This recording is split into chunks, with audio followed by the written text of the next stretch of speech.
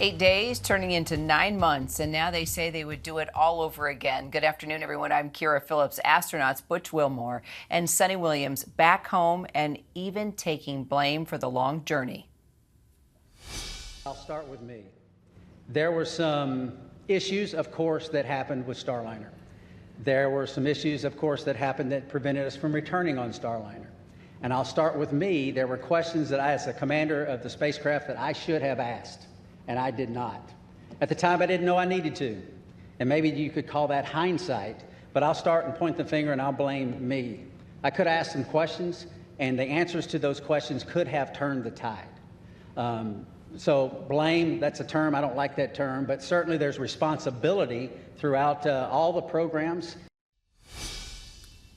As you know, they were the first crew of that Boeing Starliner capsule flight to the space station in June. After getting stuck in space, it was SpaceX's Crew Dragon Freedom that actually finally brought them back home, splashing down late last week. Joining me again, Katie Coleman, former NASA astronaut, also author of the book Sharing Space. Also Eric Ingram joining me as space industry expert. All right, we'll get to the whole blame game in just a second. But, I mean, Katie, it was pretty fun to listen to what they were the most excited about when they got back. For Suni, it was her 3-mile run and her grilled cheese sandwich. Yeah, she mentioned that her dad was a vegetarian, and so that was what was spelled home for her.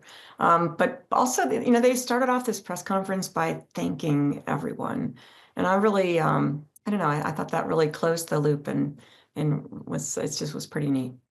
And I'm sure as an astronaut, you've been through the training, you know that when you're in a situation like that, you just have to figure it out and you plan for every worst case scenario. So I'm sure you're not surprised that Butch is saying, look, if there's anyone to blame, it's me, but we all take responsibility in this. Boeing, NASA, the whole gang, there are lessons learned and we do it all over again. So Katie, just kind of describe to us that type of thinking, that training that you go through to, if you are in a scenario like this, when you get back, look, it was your mission, your problems. Well, there's two different things that happen when something happens unexpectedly. One is people are trying to figure out what is it, how did it happen, and importantly, how can we make sure it doesn't happen again? Is the thought there, and that branch of what happens has been going on and still going on and working well, I think. And then the other part is, okay, something happened. What do we do? And we as crew members and all the folks on the ground, we have practiced. Well, what if this happens? What if that happens?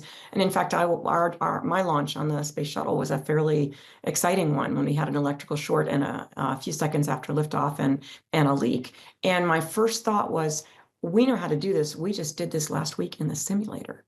And so those two branches, really practicing a whole bunch of things you hope you'll never need.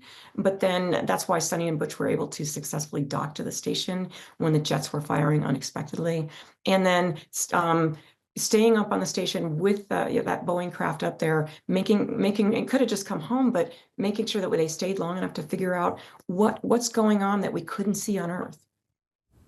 So let me ask you, Eric, just about the issues with the Starliner. Butch said there were definitely issues, and now, he doesn't want to say hindsight is 2020, but he feels there were questions he should have asked, and those answers could have turned the tide on what happened. You were watching this closely. This is something that is your specialty when it comes to details of monitoring a mission like this. What did we learn about the Starliner, you think, and what do you think will be done differently the next time around? Yeah, and Starliner is an extremely complicated machine. It is thousands and thousands of components, dozens of systems and subsystems. There is redundancy, left and right on these things. And it was the first crewed mission for the spacecraft.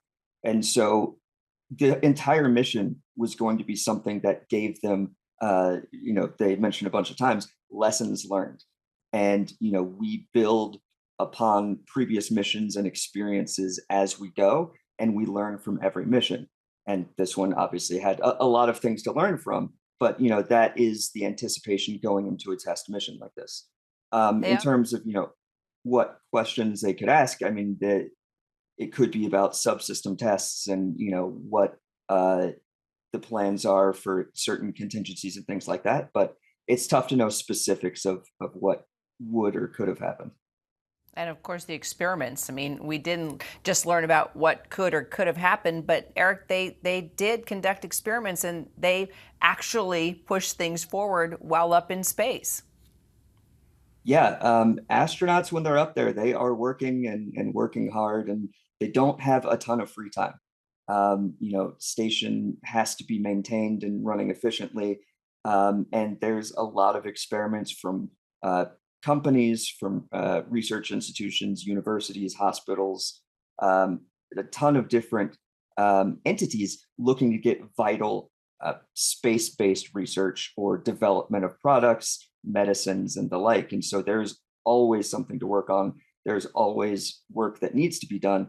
And so, people with experience such as Suni and Butch, it's very easy to integrate them in that because they have that vast experience on the ground in engineering, but also from prior space flights and things like that.